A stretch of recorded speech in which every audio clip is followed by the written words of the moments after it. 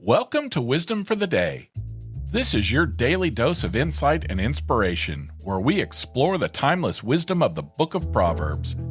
Each episode is a short 5-minute journey covering 2 proverbs in order, guiding you through the entire book in a year. Join us for thoughtful reflections and practical advice to enrich your life and elevate your day. Wisdom for your day starts now.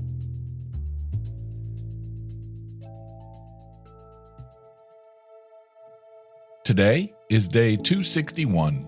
We're in the 22nd chapter of the book of Proverbs, verses 7 through 9, from the New Living Translation. Just as the rich rule the poor, so the borrower is a servant to the lender. Those who plant injustice will harvest disaster, but their reign of terror will come to an end. Blessed are those who are generous, because they feed the poor. So a little background here. Solomon collected 3,000 proverbs. Now this section that we're in, from Proverbs chapter 10 through chapter 22, contains almost 400 proverbs. Now here Solomon right now is almost at the end of that list. So as he finishes this part of this work, he repeats the main principles. Wealthy people are powerful because of their money. They should use their power wisely. They should be generous. They shouldn't cause poor people to suffer. A wealthy man should care about his servants.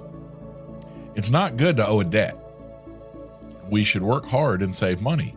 We should spend our money wisely, not just waste it on luxuries. Then maybe we can avoid the need for a loan. In verse 8, evil actions are like seeds. If a man sows seeds, then he's going to receive a harvest. If a man does evil things, then he's going to suffer trouble. Now, other people might suffer from his evil actions, but the man himself was also going to suffer. God knows the man's evil, and he'll punish him.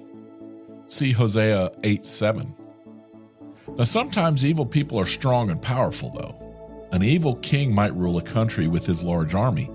We might think that nobody could defeat him, but God is more powerful than any king or ruler. In God's time, the rule of evil people is over in this world, and it's going to end. But God's words will not end.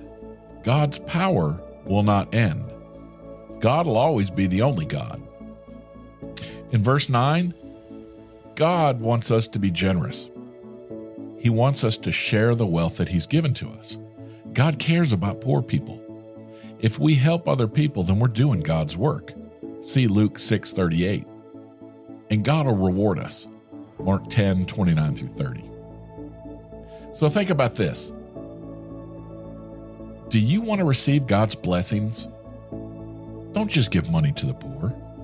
Take a widow shopping and pay for her groceries. Take a struggling family to a restaurant and cover their meal. Become a mentor to a child that's in need. When you do these things, God's going to bless you with a heart full of love and warmth. Well, that wraps up today's episode, but come back tomorrow to pick more of King Solomon's brain. For some free Wisdom of the Day merch, visit buymeacoffee.com/renewed mindsets. While you're there, don't forget to join our community as a member. The executive producer of Wisdom for the Day is Yelena McClellan. Co-producer and spiritual advisor is Kimmy Shirley. Intro and outro music by Weston McCurry.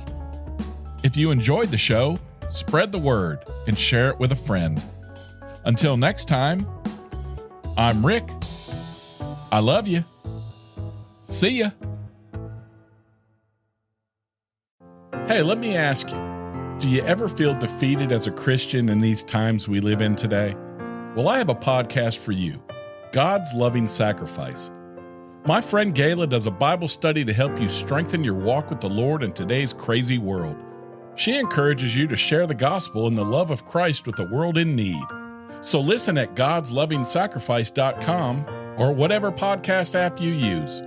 God's Loving Sacrifice, the true essence of faith in God.